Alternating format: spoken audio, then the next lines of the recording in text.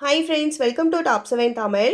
இன்னையிலேருந்து நம்ம டாப் 7 தமிழ் சேனலில் ஜிஎஸ்க்கான வீடியோ நியூ சிலபஸை பேசிக்காக வச்சு வரப்போகுது. ஸோ தொடர்ந்து சேனலில் GS line by line question படிக்கணுன்றவங்க ஃபாலோ பண்ணுங்கள், ஓகேங்களா? ஸோ ஜிஎஸ்ல எப்படி நம்ம வீடியோஸ் கொடுக்க போகிறோம் அப்படின்னு சொல்லி பார்த்தீங்கன்னா, நம்மளுக்கு யூனிட் வைஸாக டாபிக்ஸ் இருக்குது. ஸோ டாபிக்ஸில் எந்தெந்த லெசன் கவர் ஆகுதோ அந்த லெசனில் இருக்க லைன் பை லைன் கொஸ்டின் தான் பார்க்க போகிறோம். ஃபார் எக்ஸாம்பிள் இன்றைக்கி நம்ம பார்க்க போகிறது பார்த்தீங்கன்னா 4வது யூனிட்டில் ஒரு டாபிக் தான் நம்ம பார்க்க போகிறோம். 4வது யூனிட் பார்த்தீங்கன்னா இந்திய ஆட்சியர். இதில் நமக்கு 15 கொஸ்டின்ஸ் கேட்குறாங்க, ஓகேங்களா? ஸோ இதில் ஒரு டாபிக் தான் இந்திய அரசியலமைப்பு. ஸோ இந்திய அரசியலமைப்பு டாபிக் பார்த்தீங்கன்னா 10th ஸ்டாண்டர்டில் பாலிட்டியில் ஃபஸ்ட்டு லெசனாக நம்மளுக்கு கொடுத்துருக்காங்க, ஓகேங்களா? ரொம்ப முக்கியமான லெசனு. ஸோ இதில் இருக்க லைன் பை லைன் கொஸ்டின்ஸ் தான் இன்றைக்கி நம்ம இந்த வீடியோவில் பார்க்க போகிறோம். இதே மாதிரி ஒவ்வொரு ஸ்டாண்டர்டில் இருக்க டாபிக் பேஸாக இருக்க லெசன்ஸ்லாம் நம்ம சேனலில் தொடர்ந்து வரப்போகுது. ஸோ தொடர்ந்து சேனலை ஃபாலோ பண்ணுங்கள் அண்ட் சப்போர்ட் பண்ணுங்கள். வீடியோக்கு லைக் கொடுக்க மறந்துடாதீங்க, ஓகேங்களா? ஸோ பாலிட்டிக்ஸ்லேருந்து நிறையா கொஸ்டின்ஸ் நம்மளுக்கு கேட்குறாங்க. யூனிட் வைஸாக டாபிக்ஸ் கொடுத்துருக்காங்க. ஸோ ஃபஸ்ட்டு நம்ம பாலிட்டிக் டாபிக் எல்லாமே கம்ப்ளீட் பண்ணிவிட்டு அதுக்கப்புறம் ஹிஸ்ட்ரி ஜாகிரஃபி நம்ம ஃபாலோ பண்ணலாம், ஓகேங்களா? ஸோ இப்போ இன்றைக்கி இந்திய அரசியலமைப்பில் இருக்க லைன் பை லைன் கொஸ்டின்ஸ் பார்க்கலாம். ஒரு நாட்டின் நிர்வாகமானது எந்த அடிப்படை கொள்கைகளை சார்ந்து அமைந்துள்ளது என்பதை பிரதிபலிக்கும் அடிப்படை சட்டம் எது? ஆன்சர் அரசியலமைப்பு சட்டம். இன்னொரு விஷயம் பார்த்தீங்கன்னா, நம்மளுக்கு நடப்பு நிகழ்வுகள் யூனிட் வைஸாக லாஸ்ட்டில் ஆட் பண்ணியிருக்காங்க. நம்ம லெசன்ஸ் படிக்கும்போதே சில பாயிண்ட்ஸ் புக்கு பிரிண்ட் பண்ணும்போது கம்மியாக இருந்திருக்கும், இப்போ ஆட் பண்ணியிருப்பாங்க. ஸோ அதுவும் சேர்த்து நம்ம எக்ஸ்ட்ரா நோட்ஸாக லெசன்ஸ் கவர் ஆகும்போது கரண்ட் நியூஸ் அப்படின்னு சொல்லி நம்ம புதுசாகவே ஒரு சின்ன ஒரு லைன் மாதிரி கொடுத்து, ஸோ புதுசாக இப்போ என்ன சேர்த்துருக்காங்க அப்படின்றதும் பாலிட்டியில் ஆட் பண்ணி கொடுத்துருக்கோம். ஸோ கண்டிப்பாக கரண்ட் அஃபேர்ஸில் அதுலேருந்து நம்மளுக்கு கொஷின்ஸ் கேட்பாங்க. ஸோ அதுவும் கவர் பண்ணி தான் நம்ம கொஷின்ஸ் கொடுத்துருக்கோம், சரிங்களா? ஸோ ரொம்ப யூஸ்ஃபுல்லாக இருக்கும். தொடர்ந்து ஃபாலோ பண்ணுங்கள். ஒரு நாட்டினுடைய நிர்வாகமானது எந்த அடிப்படை கொள்கைகளை சார்ந்து அமைந்துள்ளது என்பதை பிரதிபலிக்கும் அடிப்படை சட்டம் அரசியலமைப்பு. அரசியலமைப்பு என்ற கொள்கை முதலில் தோன்றிய நாடு எது? ஆன்சர் அமெரிக்க ஐக்கிய நாடு. அரசியலமைப்பு என்ற கொள்கை முதலில் தோன்றிய நாடு அமெரிக்க ஐக்கிய நாடு. ஒரு நாட்டின் குடிமக்கள் வாழ விரும்பும் வகையில் சில அடிப்படை கொள்கைகளை வகுத்து கொடுப்பது எது? ஆன்சர் அரசியலமைப்பு. ஒரு நாட்டின் குடிமக்கள் வாழ விரும்பும் வகையில் அடிப்படை கடமைகளை வகுத்து கொடுக்கும் அமைப்பு அரசியலமைப்பு. நமது சமூகத்தின் அடிப்படை தன்மையை தெரிவிப்பது எது? ஆன்சர் அரசியலமைப்பு. நமது சமூகத்தின் அடிப்படை தன்மையை தெரிவிப்பது அரசியலமைப்பு. அமைச்சரவை தூதுக்குழு திட்டத்தின் கீழ் இந்திய அரசியல் நிர்ணய சபை உருவாக்கப்பட்ட ஆண்டு எது? ஆன்சர் 1946. இந்திய அரசியல் நிர்ணய சபை உருவாக்கப்பட்ட ஆண்டு 1946. இது அமைச்சரவை தூதுக்குழு திட்டத்தின் கீழ் உருவாக்கப்பட்டது. இந்திய அரசியல் நிர்ணய சபையில் இருந்த மொத்த உறுப்பினர்களின் எண்ணிக்கை எத்தனை? ஆன்சர் 389 உறுப்பினர்கள். இந்திய அரசியலமைப்பு சபையில் இந்திய அரசியல் நிர்ணய சபையில் இருந்த மொத்த உறுப்பினர்கள் 389. இந்திய அரசியல் நிர்ணய சபையில் எத்தனை மாகாண பிரதிநிதிகள் இருந்தனர்? ஆன்சர் 292. இந்திய அரசியல் நிர்ணய சபையில் எத்தனை மாகாண பிரதிநிதிகள் இருந்தனர்? ஆன்சர் 292. இந்திய அரசியல் நிர்ணய சபையில் எத்தனை சுதேச அரசுகளினுடைய நியமன உறுப்பினர்கள் இருந்தனர்? ஆன்சர் 93 உறுப்பினர்கள். இந்திய அரசியல் நிர்ணய சபையில் பலுசிஸ்தான் சார்பில் எத்தனை பேர் இருந்தனர்? ஆன்சர் ஒருவர். இந்திய அரசியல் நிர்ணய சபையில் பலுசிஸ்தான் சார்பில் ஒருத்தர் இருந்திருக்காங்க. சுதேச அரசுகளின் நியமன உறுப்பினர்களாக 93 பேர் இருந்திருக்காங்க. மாகாண பிரதிநிதிகளாக 292 பேர் இருந்திருக்காங்க. அதே மாதிரி இந்திய அரசியல் சபையில் மாகாண முதன்மை ஆணையர்கள் சார்பில் மொத்தம் எத்தனை பேர் இருந்தனர் அப்படின்னா 3 பேர் இருந்தனர். மொத்த உறுப்பினர்கள் 389. ஸோ அது யார் யார் அப்படின்றதான் நம்மளுக்கு அடுத்தடுத்த பாயிண்ட்ஸில் வருது, ஓகேங்களா? அது முக்கியமான பாயிண்ட்ஸு கேட்பாங்க, நோட் பண்ணிக்கோங்க. 11வது கொஸ்டின் பார்க்கலாம். அரசியல் நிர்ணய சபையினுடைய முதல் கூட்டம் நடைபெற்ற ஆண்டு எது? Answer 1946 December 9. அரசியல் நிர்ணய சபையின் முதல் கூட்டம் நடைபெற்ற ஆண்டு 1946 டிசம்பர் 9. அரசியல் நிர்ணய சபையின் தற்காலிக தலைவராக செயல்பட்டவர் யார்? ஆன்சர் டாக்டர் சச்சிதானந்த சின்ஹா. அரசியல் நிர்ணய சபையின் தற்காலிக தலைவராக செயல்பட்டவர் டாக்டர் சச்சிதானந்த சின்ஹா. அரசியல் நிர்ணய சபையின் நிரந்தர தலைவராக தேர்வு செய்யப்பட்டவர் டாக்டர் ராஜேந்திர பிரசாத். தற்காலிக தலைவராக டாக்டர் சச்சிதானந்த சின்ஹா இருந்திருக்காங்க. நிரந்தர தலைவராக டாக்டர் ராஜேந்திர பிரசாத் செயல்பட்டிருக்காங்க. இந்திய அரசியல் நிர்ணய சபையின் துணை தலைவராக தேர்வு செய்யப்பட்டவர் H.C. முகர்ஜி. தேர்வு செய்யப்பட்டவர்கள் 2 பேர். ஒருத்தர் H.C. முகர்ஜி, V.T. கிருஷ்ணமாச்சாரி. இந்திய அரசியல் நிர்ணய சபையின் முதல் கூட்டம் எத்தனை நாட்கள் நடைபெற்றது? ஆன்சர் 166 நாட்கள் நடைபெற்றது. 11 அமர்வுகளாக நடைபெற்றது. இந்திய அரசியல் நிர்ணய சபையின் போது எத்தனை திருத்தங்கள் முன்வைக்கப்பட்டன? ஆன்சர் 2473 திருத்தங்கள். இந்திய அரசியலமைப்பின் வரைவு குழு தலைவர் யார்? Answer doctor B.R. அம்பேத்கர். இந்திய அரசியலமைப்பின் தந்தை என அழைக்கப்படுபவர் டாக்டர் B.R. அம்பேத்கர். அரசியலமைப்பு ஆரம்பிக்கப்பட்ட போது ஆரம்ப காலத்தில் 22 பாகங்கள், 8 அட்டவணைகள், 395 சட்ட பிரிவுகளாக இருந்தது. 22 பாகங்கள், 8 அட்டவணைகள், 395 சட்டப்பிரிவுகள். தற்போது 24 பாகங்கள், 12 அட்டவணைகள், 450 சட்டப்பிரிவுக்கு மேல் இருக்கு. இங்கே ஆரம்பத்தில் 22, 8, 395, இப்போ 24 பாகம், 12 அட்டவணை, 450 சட்டப்பிரிவு.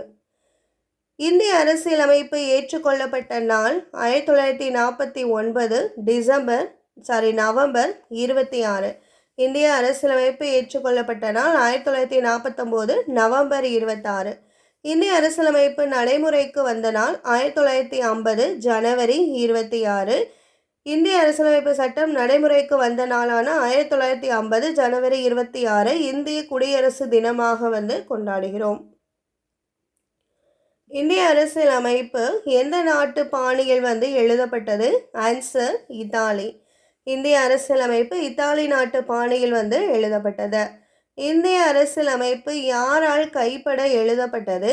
ஆன்சர் பிரேம் பெஹாரி நரேன் ரைஜெடா அவரால் இந்திய அரசியலமைப்பு கைப்பட எழுதப்பட்டது.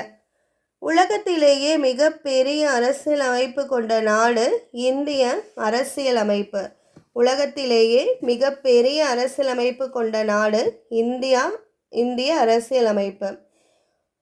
உலகிலேயே மிகச்சிறிய அரசியலமைப்பு கொண்ட நாடு அமெரிக்கா. மிக பெரியனா இந்தியா, மிகச்சிறிய அரசியலமைப்பு கொண்டது அமெரிக்கா. இந்திய அரசியலமைப்பின் திறவுகோல் என அழைக்கப்படுவது முகவுரை. இந்திய அரசியலமைப்பின் திறவுகோலாக என அழைக்கப்படுவது முகவுரை. இந்திய அரசியலமைப்பின் முகவுரை ஏற்றுக்கொள்ளப்பட்ட ஆண்டு எது? Answer 1947 December 22. இந்திய அரசியலமைப்பில் முகவுரை ஏற்றுக்கொள்ளப்பட்ட ஆண்டு 1947 டிசம்பர் 22. யாருடைய குறிக்கோள் தீர்மானத்தின் அடிப்படையில் அரசியலமைப்பு முகவுரை அமைந்துள்ளது?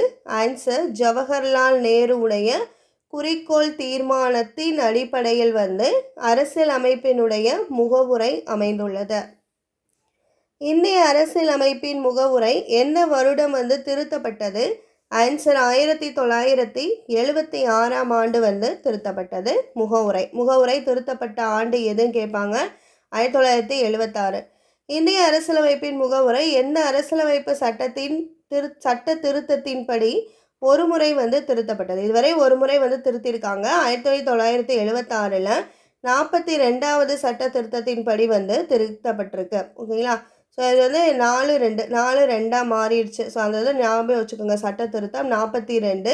வருடம் பார்த்திங்கன்னா 1976. 9 கரெக்ஷனுக்கு பின்னாடி 6 மாறிடுச்சு. ஸோ அந்த மாதிரி ஞாபகம் வச்சுக்கோங்க. 1976ஆம் ஆண்டு 42வது சட்ட திருத்தம் மூலம் முகவுரையில் சேர்க்கப்பட்ட புதிய சொற்கள்லாம் என்னென்ன அப்படின்னு பார்த்தோன்னா சமதர்மம், சமயச்சார்பின்மை, ஒருமைப்பாடு. சம வருது, ஒருமை ஒற்றுமையாக இருக்கிறது. இந்த வார்த்தைகள் சமதர்மம், சமயச்சார்பின்மை, ஒருமைப்பாடு. ஓகேங்களா? ஸோ அதை வந்து கேட்கல, அது வந்து பொருந்தாத சொல்லை வந்து பின்ன எது தொடர்பில்லாதது அப்படின்னு வந்து கேட்கலாம். ஓகேங்களா? ஸோ அதனால் தெரிஞ்சுக்கோங்க. சமதர்மம், சமயச்சார்பின்மை, ஒருமைப்பாடு. இந்திய அரசியலமைப்பின் முகவுரை எவ்வாறு வந்து தொடங்குகிறது? ஆன்சர், இந்திய மக்களாகிய நாம் என்ற வாசகத்தோடு தொடங்குது. சுதந்திரம், சமத்துவம், சகோதரத்துவம் ஆகிய மூன்றும் எந்த புரட்சியின் போது முக்கிய முழக்கமாக முழங்கப்பட்டது? ஆன்சர், 1789ஆம் ஆண்டு பிரெஞ்சு புரட்சியின் போது. சிட்டிசன் எனும் சொல் சிவிஸ் என்று எந்த மொழி சொல்லிலிருந்து உருவானது? Answer, Latin. சிட்டிசன் என்னும் சொல் சிவிஸ் என்று எந்த மொழி சொல்லிலிருந்து உருவானது? Answer, Latin. இதனுடைய பொருள் என்ன அப்படின்னு பார்த்தோன்னா நகர அரசில் வசிப்பவர் என்பதாகும். இந்திய அரசியலமைப்பு இந்தியா முழுவதும் ஒரே மாதிரியான எந்த குடியுரிமையை வந்து வழங்குகிறது? ஆன்சர், ஒற்றை குடியுரிமையை வந்து வழங்குது. குடியுரிமை சட்டம் உருவான ஆண்டு 1955. குடியுரிமை சட்டம் 1955. இந்திய அரசியலமைப்பின் குடியுரிமையை பற்றி விளக்கும் சட்ட பிரிவுகள் எவை? ஆன்சர், பிரிவு 5லிருந்து 11 வரை. குடியுரிமை சட்டம் எத்தனை முறை வந்து திருத்தப்பட்டுள்ளது? ஆன்சர், 9 முறை வந்து திருத்தப்பட்டிருக்கு. 1950ஆம் ஆண்டு ஜனவரி 26ஆம் தேதி அன்றோ அல்லது அதற்கு பின்னரோ இந்தியாவில் பிறந்த அனைவரும் இந்திய குடிமக்களாக கருதப்படுபவர் என குடியுரிமை பெறும் வழிகளில் இது எந்த வழிமுறையாகும்? ஆன்சர், பிறப்பின் மூலமான வழிமுறையாகும். 1950ஆம் ஆண்டு ஜனவரி 26ஆம் தேதி அன்றோ அல்லது அதற்கு பின்னரோ வெளிநாட்டில் பிறந்த ஒருவரினுடைய தந்தை இந்திய குடிமகனாக இருக்கும் பட்சத்தில் அவர் எந்த வழிமுறையில் குடியுரிமை வந்து பெற முடியும்? ஆன்சர், வம்சாவளி மூலம். ஒருவர் இந்திய குடியுரிமை கோரி பொருத்தமான அங்கீகாரத்துடன் இந்திய குடியுரிமையை பெற எந்த வழியை வந்து பின்பற்றலாம்? ஆன்சர், பதிவின் மூலம். ஒரு வெளிநாட்டவர் இந்திய அரசிற்கு எதை கோரி விண்ணப்பிப்பதன் மூலம் இந்திய குடியுரிமையை வந்து பெறலாம்? ஆன்சர், இயல்புரிமை மூலம். இந்திய அரசியலமைப்பில் அடிப்படை உரிமை பற்றி கூறும் சட்ட பிரிவுகள் எது? ஆன்சர், பிரிவு 12லிருந்து 35 வரைக்கும். அரசியலமைப்பை உருவாக்கியவர்கள் அடிப்படை உரிமைகளை எந்த நாட்டின் அடிப்படை உரிமைகளின் தாக்கத்தால் உருவாக்கினார்கள்? ஆன்சர், அமெரிக்க ஐக்கிய நாடினுடைய தாக்கத்தால். நமது இந்திய அரசியலமைப்பு தற்போது எத்தனை அடிப்படை உரிமைகளை வழங்குகிறது? ஆன்சர், 6. முதலில் 7 அடிப்படை உரிமைகளை வழங்கியது. முதலில் இருந்தது 7 அடிப்படை உரிமைகள். இப்போ ஒரு உரிமை வந்து நீக்கிட்டாங்க. ஸோ இப்போ இருக்கிறது 6 அடிப்படை உரிமைகள். இந்திய அரசியலமைப்பின் எந்த பகுதி இந்தியாவின் மகாசாசனம் என்று அழைக்கப்படுகிறது? ஆன்சர், பகுதி 3. இந்தியா அரசியலமைப்பினுடைய மகாசாசனம் என அழைக்கப்படும் பகுதி வந்து 3. முக்கியமான சட்டப்பிரிவுகள் பார்க்கலாம். பிரிவு 14 வந்து சட்டத்தின் முன் அனைவரும் சமம் என சொல்லுது. பிரிவு 17 தீண்டாமையை ஒழித்தல் பற்றி சொல்லுது. பிரிவு 21A தொடக்க கல்வி பெறும் உரிமையை வந்து சொல்லுது. இது வந்து அடிக்கடி கேட்பாங்க. சட்டத்தின் முன் அனைவரும் சமம் என்பது பிரிவு 14, தீண்டாமை 17, தொடக்க கல்வி பெறும் உரிமை 21A. அடிப்படை உரிமையிலிருந்து சொத்துரிமை நீக்கப்பட்ட ஆண்டு 1978. 44வது திருத்தத்தின்படி வந்து அடிப்படை உரிமையிலிருந்து சொத்துரிமை வந்து நீக்கப்பட்டது. ஸோ அதனால தான் 6 உரிமையாக மாறியது. சொத்துரிமை தற்போது எந்த பிரிவில் வந்து வைக்கப்பட்டிருக்கு அப்படின்னா 12வது பிரிவு 307 ஒரு சட்ட உரிமையாக வந்து வைக்கப்பட்டுள்ளது. 12வது பிரிவில் 307 ஒரு சட்ட உரிமையாக இருக்குது. எதன்படி வந்து நீக்கப்பட்டது அப்படின்னு சொல்லி பார்த்தோம்னா 44வது சட்ட திருத்தத்தின்படி வந்து நீக்கப்பட்டது 1978ஆம் ஆண்டு. குடிமக்களின் அடிப்படை உரிமைகளுடன் தொடர்புடைய உரிமைகள் பட்டயம் யாரால் முதலில் எழுதப்பட்டது? ஆன்சர், 1215ஆம் ஆண்டு இங்கிலாந்து மன்னர் முதலாம் ஜானால் எழுதப்பட்டது. அரசியலமைப்புக்குட்பட்டு தீர்வு காணும் உரிமை 32வது சட்டப்பிரிவு. நீதிமன்ற முத்திரையுடன் நீதிமன்றத்தால் வெளியிடப்படும் கட்டளை அல்லது ஆணை எவ்வாறு அழைக்கப்படுகிறது? ஆன்சர், நீதி பேராணை. உச்ச நீதிமன்றம் மற்றும் உயர் நீதிமன்றங்கள் இரண்டுமே எத்தனை வகையான நீதி பேராணைகளை வெளியிட அதிகாரம் பெற்றுள்ளன? ஆன்சர், 5 வகையான நீதி பேராணைகளை வெளியிட அதிகாரம் பெற்றுள்ளன உச்ச நீதிமன்றம், உயர் நீதிமன்றங்கள். அரசியலமைப்பின் பாதுகாவலன் என அழைக்கப்படுவது உச்ச நீதிமன்றம். அரசியலமைப்பின் பாதுகாவலன் என அழைக்கப்படுவது உச்ச நீதிமன்றம். Doctor B.R. அம்பேத்கரின் கூற்றுப்படி எந்த அரசியலமைப்பு சட்டப்பிரிவு இந்திய அரசியலமைப்பின் இதயம் மற்றும் ஆன்மா என அழைக்கப்படுது? ஆன்சர், சட்டப்பிரிவு 32. இது முக்கியமான கொஸ்டின், ரிப்பீட் ஆகிற கொஸ்டின். எப்படி மாற்றி இதுக்குள்ளேயே மாற்றி மாற்றி கேட்பாங்க. Doctor B.R. அம்பேத்கரினுடைய கூற்றுப்படி எந்த சட்டப்பிரிவு அரசியலமைப்பினுடைய இதயம் மற்றும் ஆன்மா என அழைக்கப்படுது அப்படின்னு கேட்பாங்க. சட்டப்பிரிவு 32. சட்டப்பிரிவு 32 யாருடைய கூற்றுப்படி அரசியலமைப்பின் இதயம் மற்றும் ஆன்மா என அழைக்கப்படுது அப்படின்னு கேட்பாங்க. ஸோ அதுக்குரிய ஆன்சர் டாக்டர் B.R. அம்பேத்கர். இந்த 2 டைப்லேயும் மாற்றி மாற்றி இந்த கொஸ்டின்ஸ் ரிப்பீட் ஆகுது. ஸோ படிச்சுக்கோங்க. சட்டப்பிரிவும் தெரிஞ்சுக்கோங்க, யாருன்னு தெரிஞ்சுக்கோங்க. சட்டத்திற்கு புறம்பாக ஒருவர் கைது செய்யப்படுவதிலிருந்து பாதுகாப்பது ஆட்கொணர்வு நீதி பேராணை. மனுதாரர் சட்ட உதவியுடன் தனது மனு தொடர்பான பணியினை சம்பந்தப்பட்ட துறையிலிருந்து நிறைவேற்றி கொள்ள முடிந்த பேராணை எது? ஆன்சர், கட்டளையுறுத்தும் நீதி பேராணை. ஒரு கீழ் நீதிமன்றம் தனது சட்ட எல்லையை தாண்டி செயல்படுவதை தடுப்பது தடையுறுத்தும் நீதி பேராணை. கீழ் நீதிமன்றம் சட்ட எல்லையை தாண்டி செயல்படுவதை தடுப்பது தடையுறுத்தும் நீதி பேராணை. உயர்நீதிமன்றங்கள் ஆவணங்களை நியமன பரிசீலனைக்கு தனக்கோ அல்லது உரிய அதிகாரிக்கோ அனுப்ப செய்ய கீழ் நீதிமன்றங்களுக்கு இடும் ஆணை ஆவண கேட்பு பேராணை. சட்டத்திற்கு புறம்பாக தகாத முறையில் அரசு அலுவலகத்தை கைப்பற்றுவதை தடை செய்யும் பேராணை தகுதி முறை வினவும் நீதி பேராணை. இந்திய அரசியலமைப்பு சட்டப்பிரிவு 352 கீழ் குடியரசுத் தலைவரால் அவசர நிலை அறிவிக்கப்படும் பொழுது இந்திய அரசியலமைப்பு எந்த சட்டப்பிரிவின் கீழ் உத்தரவாதம் அளிக்கப்பட்ட சுதந்திரம் தாமாகவே நிறுத்தப்படுகிறது? ஆன்சர், சட்டப்பிரிவு 19 படி.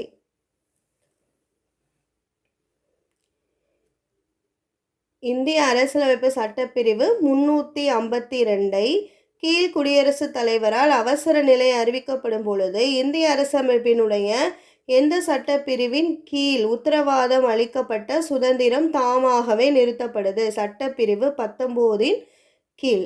ஓகேங்களா? அவசர நிலையின் போது குடியரசுத் தலைவரால் நிறுத்தி வைக்க முடியாத சட்டப்பிரிவு 20 மற்றும் 21.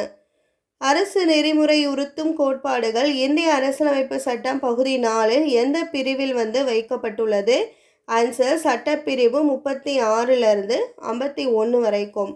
அரசு நெறிமுறையுறுத்தும் கோட்பாடுகள் பொருளடக்கம் மற்றும் வழிகாட்டுதல் அடிப்படையில் எத்தனை பெரும் பிரிவுகளாக பிரிக்கப்பட்டுள்ளது? ஆன்சர், 3 பெரும் பிரிவுகளாக பிரிக்கப்பட்டிருக்கு. என்னென்னா சமதர்மம், காந்திய மற்றும் தாராள அறிவு சார்ந்தவை. Doctor B.R. அம்பேத்கர் எதனை அரசியலமைப்பின் புதுமையான சிறப்பம்சம் என கூறினார்? ஆன்சர், அரசு நெறிமுறையுறுத்தும் கோட்பாடுகளை. Doctor B.R. அம்பேத்கர் எதனை அரசியலமைப்பினுடைய புதுமையான சிறப்பம்சம் என வலியுறுத்துகிறார்? ஆன்சர், அரசு நெறிமுறையுறுத்தும் கோட்பாடுகளை. இந்திய அரசியலமைப்பில் உள்ள அரசு நெறிமுறையுறுத்தும் கோட்பாடுகள் எந்த நாட்டில் இருந்து பெறப்பட்டவை? Answer, Ireland. 2002ஆம் ஆண்டு மேற்கொள்ளப்பட்ட அரசியலமைப்பு சட்ட திருத்தம் எத்தனையாவது சட்ட திருத்தமாகும்? ஆன்சர், 86வது சட்ட திருத்தம்.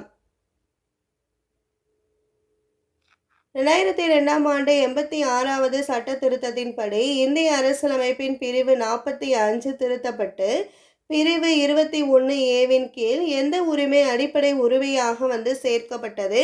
ஆன்சர், தொடக்க கல்வி. முக்கியமானது. 2002ஆம் ஆண்டு 86வது சட்ட திருத்தத்தின்படி இந்திய அரசியலமைப்பினுடைய பிரிவு 45 திருத்தப்பட்ட ஆண்டுகள் ரொம்ப முக்கியம். அமைப்பினுடைய பிரிவு 45 திருத்தப்பட்டு பிரிவு 21A கீழ் எந்த உரிமை வந்து அடிப்படை உரிமையாக சேர்க்கப்பட்டதுன்னா தொடக்க கல்வி கற்கும் உரிமை. 2002ஆம் ஆண்டு 86வது சட்ட திருத்த பிரிவு 45 திருத்தம் மாநில அரசுகள் முன்பருவ மழலையர் கல்வியை எத்தனை வயது வரை உள்ள குழந்தைகளுக்கு வழங்க அறிவுறுத்துகிறது? ஆன்சர் 6 வயது குழந்தைகளுக்கு. இந்திய அரசியலமைப்பில் உள்ள அடிப்படை கடமைகள் எந்த நாட்டில் இருந்து பெறப்பட்டது? Answer Soviet Russia. அடிப்படை கடமைகள் சோவியத் ரஷ்யா. 1976ஆம் ஆண்டு அடிப்படை கடமைகள் குறித்து ஆராய யாருடைய தலைமையில் குழு வந்து அமைக்கப்பட்டது? ஆன்சர் சர்தார் ஸ்வரன் சிங் தலைமையில். இந்திய அரசியலமைப்பின் அடிப்படை கடமை சேர்க்கப்பட்ட ஆண்டு 1976. இந்திய அரசியலமைப்பில் அடிப்படை கடமை சேர்க்கப்பட்ட ஆண்டு 1976.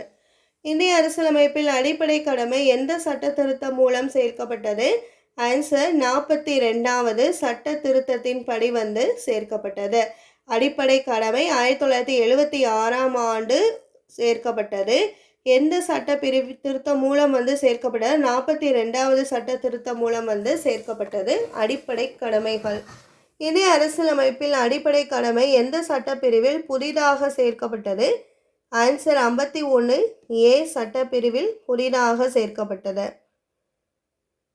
அரசியலமைப்பின் பகுதி 4A ஒரு புதிய பகுதியை சேர்த்து 51A என்ற ஒரே ஒரு பிரிவை மட்டும் கொண்டது. இந்திய அரசியலமைப்பு எத்தனை அடிப்படை கடமைகளை வழங்குகிறது? ஆன்சர் 11. 6 முதல் 14 வயது வரை உள்ள குழந்தைகள் அனைவருக்கும் கல்வி பெறும் வாய்ப்பினை வழங்குதல் இந்திய அரசியலமைப்பில் எத்தனையாவது கடமையாக உள்ளது? ஆன்சர் 11வது அடிப்படை கடமையாக வந்து உள்ளது. 86வது அரசியலமைப்பு சட்ட திருத்தம் 2002ஆம் ஆண்டு வந்து சேர்க்கப்பட்டது. இந்தியா முழுவதற்கும் அல்லது இந்தியாவின் எந்த ஒரு பகுதிக்கும் சட்டமியற்றும் அதிகாரம் பெற்றது இந்திய பாராளுமன்றம். இந்தியா முழுவதற்கும் அல்லது இந்தியாவினுடைய எந்த ஒரு பகுதிக்கும் சட்டமியற்றும் அதிகாரம் பெற்றது இந்திய பாராளுமன்றம். இந்திய அரசியலமைப்பின் எந்த அட்டவணை மத்திய மாநில அரசுகளுக்கிடையே அதிகார பகிர்வினை பற்றி கூறுகிறது? ஆன்சர் 7வது அட்டவணை. பட்டியல். ஆரம்பத்தில் மத்திய பட்டியல் 97 துறைகளை கொண்டிருந்தது. மாநில பட்டியலில் 66 துறைகள் வந்து இருந்தது. பொது பட்டியலில் 47 துறைகள். தற்போது மத்திய பட்டியல் இதுவரை பார்த்தது முன்னாடி ஸ்டார்டிங்கில். தற்போது மத்திய பட்டியலில் 100 துறைகள் இருக்குது. 97லேருந்து 100.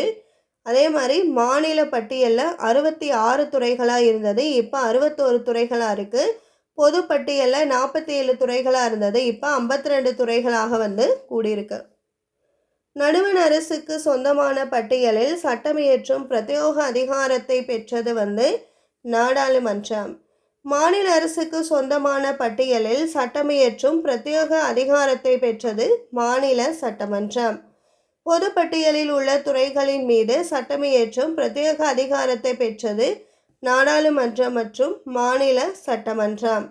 நடுவண் அரசுக்கும் மாநில அரசுக்கும் இடையே பொது பட்டியலில் உள்ள துறைகள் குறித்து சட்டம் இயற்றும் பொழுது முரண்பாடு ஏற்பட்டால் எந்த சட்டமே வந்து இறுதியாக வந்து எடுத்துக்கொள்ளப்படுது? ஆன்சர் நடுவண் அரசு இயற்றும் சட்டம். மாநில பட்டியலில் இருந்து 5 துறைகள் பொது பட்டியலுக்கு மாற்றம் செய்யப்பட்ட ஆண்டு 1976. 1976ஆம் ஆண்டு மாநில பட்டியலில் இருந்து 5 துறைகள் பொது பட்டியலுக்கு மாற்றியது எத்தனையாவது சட்ட திருத்தத்தின்படி? ஆன்சர் 42வது சட்ட திருத்தத்தின்படி. பொது பட்டியலில் உள்ள துறைகள் குறித்து சட்டம் இயற்றும் பொழுது முரண்பாடு ஏற்பட்டால் மத்திய அரசு இயற்றும் சட்டமே வந்து இறுதியானது. இந்திய அரசியல் சட்டத்தில் எந்த பகுதி மத்திய மாநில அரசுகளை நிதி சார்ந்த உறவுகளை பற்றி விளக்குகிறது? ஆன்சர் பகுதி 12. இந்திய அரசியலமைப்பில் மத்திய மாநில அரசுகளை நிதி சார்ந்த உறவுகளை பற்றி விளக்கும் சட்டப்பிரிவு 268லிருந்து 293 வரைக்கும். இந்திய அரசியலமைப்பு எந்த சட்டப்பிரிவின் கீழ் மத்திய அரசால் சில வரிகள் விதிக்கப்பட்டு அதை மத்திய அரசும் மாநில அரசும் பிரித்து கொள்கின்றன? ஆன்சர் சட்டப்பிரிவு 280 கீழ். 1969ஆம் ஆண்டு தமிழக அரசு யாருடைய தலைமையில் மத்திய மாநில அரசுகளின் உறவுகள் குறித்து ஆராய மூவர் குழு அமைக்கப்பட்டது? Answer P. ராஜமன்னார் தலைமையிலா. அடுத்து மத்திய மாநில உறவினை விசாரிப்பதற்காக இந்திரா காந்தி 1983ஆம் ஆண்டு அமைத்த குழு சர்க்காரியா குழு. சர்க்காரியா குழு அமைத்தவர் இந்திரா காந்தி 1983. எதற்காக உருவாக்கப்பட்டதுன்னா மத்திய மாநில உறவுகளை விசாரிப்பதற்காக உருவாக்கப்பட்டது. இந்த குழு 247 பரிந்துரைகளில் 180 பரிந்துரைகளை மத்திய அரசு செயல்படுத்தியது. அரசியலமைப்பு சட்டப்பகுதி 17இல் 343 351 வரை உள்ள சட்டப்பிரிவு எதை பற்றி விவாதிக்கின்றன? ஆன்சர் அலுவலக மொழிகளை பற்றி. முதலாவது மொழிக்குழு அமைக்கப்பட்ட ஆண்டு 1955. 8வது அட்டவணையில் ஆரம்பத்தில் 14 மொழிகள் இருந்தது. தற்போது பார்த்தீங்கன்னா 22 மொழிகள் ஆட் ஆகியிருக்கு. 8வது அட்டவணை 14 மொழி இருந்தது, இப்போ 22 மொழியாக மாறி இருக்கு. இந்திய அரசு செம்மொழிகள் என்னும் புதிய வகைப்பாட்டை ஏற்படுத்திய ஆண்டு 2004. செம்மொழி தமிழ்மொழி செம்மொழியாக அறிவிக்கப்பட்ட ஆண்டு 2004. இந்தியாவில் செம்மொழியாக அறிவிக்கப்பட்ட முதல் மொழி தமிழ். தற்போது வரை 6 மொழிகள் செம்மொழியாக அறிவிக்கப்பட்டிருக்கு. இதில் தமிழ் 2004 சொல்லியிருக்காங்க, சமஸ்கிருதம் 2005 செம்மொழியாக அறிவிக்கப்பட்டிருக்கு, தெலுங்கு 2008 செம்மொழியாக அறிவிக்கப்பட்டிருக்கு, கன்னடம் 2008 செம்மொழியாக அறிவிக்கப்பட்டிருக்கு, மலையாளம் 2013, ஒடியா 2014. அடுத்து கரண்ட் நியூஸ். ஸோ ஒவ்வொரு யூனிட்லேயுமே லாஸ்ட்டில் நம்மளுக்கு கரண்ட் அஃபேர்ஸ் சேர்த்து கொடுத்துருக்காங்க. ஸோ இந்த வீடியோவில் இந்த லெசன் சம்மந்தமாக இருக்க கரண்ட் அஃபேர்ஸ் பார்க்கலாம். ஓகேங்களா? கரண்ட் நியூஸ் அப்படி நம்ம எடுத்துக்கலாம். ஸோ இது தொடர்ந்து நம்ம பார்க்கலாம். 2024ஆம் ஆண்டு எந்த மொழிக்கு செம்மொழி அந்தஸ்து வழங்கப்பட்டுள்ளது? ஆன்சர் மராத்தி, பெங்காலி, பாலி, பிராகிருதம், அசாம் ஆகிய 5 மொழிகளுக்கு செம்மொழி என்ற அந்தஸ்து வழங்கப்பட்டிருக்கு. இந்தியாவில் தற்பொழுது செம்மொழி அந்தஸ்து எத்தனை மொழிகளுக்கு வழங்கப்பட்டிருக்குன்னா 11 மொழிகளுக்கு வழங்கப்பட்டிருக்கு. முன்னாடி 6 மொழிகளாக இருந்தது, இப்போ 11 மொழிகளுக்கு செம்மொழி என்ற அந்தஸ்து கொடுத்துருக்காங்க. தேசிய அவசர நிலை பிரகடனப்படுத்தும் சட்டப்பிரிவு எது? ஆன்சர் சட்டப்பிரிவு 352. போர், வெளிநாட்டினர் ஆக்கிரமிப்பு, உடனடி ஆபத்து காலத்தில் தேசிய நெருக்கடி நிலையை குடியரசுத் தலைவர் பிரிவு 352 படி அறிவிப்பார். வெளிநாட்டினர் ஆக்கிரமிப்பின் காரணமாக அவசர நிலை அறிவிக்கப்படும் பொழுது அது வெளிப்புற அவசர நிலை என அழைக்கப்படுது. ஆயுதமேந்திய கிளர்ச்சி காரணமாக அவசர நிலை அறிவிக்கப்படும் பொழுது அது உள்நாட்டு அவசர நிலை என அழைக்கப்படுது.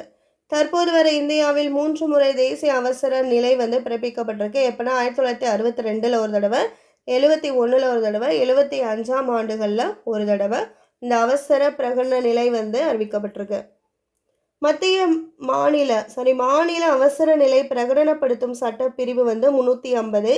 ஒரு மாநில அரசால் சட்டம் ஒழுங்கை கட்டுப்படுத்த முடியாத சூழ்நிலையில் ஆளுநர் அறிக்கை அளிக்கும் போது குடியரசுத் தலைவர் பிரிவு 356 கீழ் அறிவிப்பார்.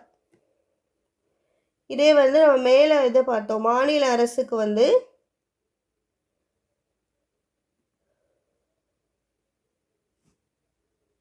போர், வெளிநாட்டினர் ஆக்கிரமிப்பு, உடனடி ஆபத்து கால தேசிய நெருக்கடி நிலையை அறிவிக்கிறது யார் அப்படின்னா குடியரசுத் தலைவர். இங்கே ஒரு மாநிலத்தில் தேசிய அந்த கட்டுப்படுத்த முடியாத சூழ்நிலையில் அறிக்கை அளிக்கிறது யாருன்னா ஆளுநர் அளிக்கிறாரு. அளிக்கும்போது குடியரசுத் தலைவர், அதாவது ஆளுநர் அறிக்கை அளிக்கும்போது குடியரசுத் தலைவர் பிரிவு 356 கீழ் அறிவிக்கிறாங்க. ஆளுநர் அறிக்கை அளிப்பார், குடியரசுத் தலைவர் அந்த அவசர நிலை அப்படின்னு பிரிவு 356 கீழ் பிரகடனப்படுத்துவார். மாநில அவசர நிலையின் அதிகபட்ச காலம் 3 ஆண்டுகள். இந்தியாவில் மாநில அவசர நிலை முதலில் அறிவிக்கப்பட்ட ஆண்டு பஞ்சாப்ல 1951ஆம் ஆண்டு. கேரளா மற்றும் பஞ்சாப் மாநிலத்தில் அதிகபட்சமாக குடியரசுத் தலைவர் ஆட்சி முறை நடைமுறைப்படுத்தப்பட்டது 9 முறை. நிதி சார்ந்த அவசர நிலை பிரகடனப்படுத்தும் சட்டப்பிரிவு 360. நிதி சார்ந்த பிரச்சனையின் போது குடியரசுத் தலைவர் பிரிவு 360 படி அறிவிப்பார். இந்தியாவில் தற்போது வரை நடைமுறைப்படுத்தப்படவில்லை இந்த அவசர கால சூழ்நிலை. இந்த காலகட்டத்தில் மத்திய மாநில ஊழியர் மற்றும் உச்ச நீதிமன்றம் உயர்நீதிமன்ற ஊதியம் படிகள் குடியரசுத் தலைவர் ஒரு ஆணையின் மூலம் குறைக்கப்படும். அமெண்ட்மெண்ட் என்னும் சொல் எதை குறிக்கிறது? மாற்றம், மேம்படுத்துதல் மற்றும் சிறுமாறுதல்.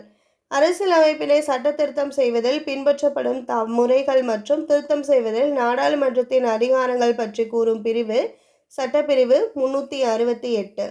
அரசியலமைப்பு சட்ட பகுதி 20 368வது சட்ட திருத்தத்தின்படி கொண்டு வரப்பட்டது. அரசியலமைப்பு சட்ட திருத்தம் செய்வதில் பின்பற்றப்படும் வழிகள் என்னென்ன அப்படின்றத பார்க்கலாம். நாடாளுமன்றத்தினுடைய இரு அவைகளிலும் அரசியலமைப்பு சட்ட திருத்த மசோதா அறிமுகப்படுத்தப்பட வேண்டும். இது எல்லாமே பேராகிராஃப் மாதிரி இருக்குது, படிச்சுக்கோங்க.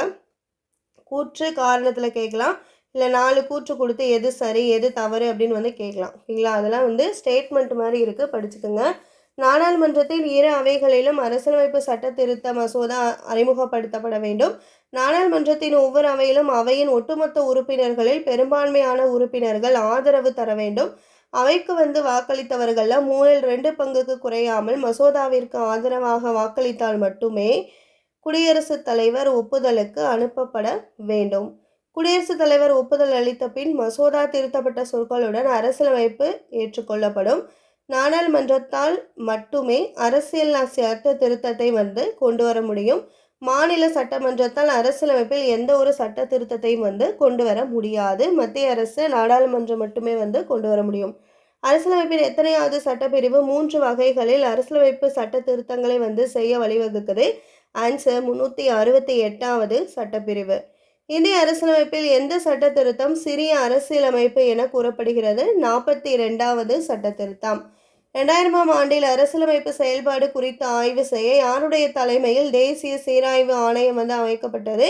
ஆன்சர் எம்.என். வெங்கடாச்சலயா தலைமையில். 2007ஆம் ஆண்டு அரசின் பல்வேறு நிலைகள் அவற்றுக்கிடையான தொடர்பு மற்றும் பங்களிப்புகள் குறித்து ஆராய யாருடைய தலைமையில் குழு அமைக்கப்பட்டது? ஆன்சர் எம்.எம். பூஞ்சி தலைமையில் அமைக்கப்பட்டது. அவ்வளோதான். இந்த வீடியோவில் நம்ம ஜிஎஸ்ல 4வது யூனிட்டில் இருக்க இந்திய அரசியல் அமைப்பு 10th ஸ்டாண்டர்ட் ஃபஸ்ட் லெசனில் இருக்குது. இந்த டாப்பிக்கு லெசனாகவே கொடுத்துருக்காங்க. இந்த பாடம் ரொம்ப ரொம்ப முக்கியமான பாடம். ஸோ அதனால் இந்த பாடத்துலேருந்து நம்ம இந்த யூனிட்டில் எல்லா லெசன்ஸுமே டாபிக்ஸுமே கவர் பண்ணிடலாம் அப்படின்னு ஸ்டார்ட் பண்ணியிருக்கோம். ஸோ ரெகுலராக நீ சேனலில் நம்ம ஜிஎஸ் வீடியோ அப்லோட் பண்ணுறோம். ஸோ தொடர்ந்து சேனலை ஃபாலோ பண்ணுங்கள். சேனலை ஃபஸ்ட் டைம் பார்க்குறீங்கன்னா சப்ஸ்கிரைப் பண்ணுங்கள். வீடியோவுக்கு லைக் கொடுத்துட்டு பாருங்கள். ஸோ நீங்கள் கொடுக்குற லைக் தான் அடுத்த வீடியோ போடுறதுக்கு எங்களுக்கு மோட்டிவாக இருக்கும். அதனால் லைக் கொடுங்க. ஓகேங்களா? ஸோ இந்த வீடியோ வாட்ச் பண்ணதுக்கு தேங்க்யூ.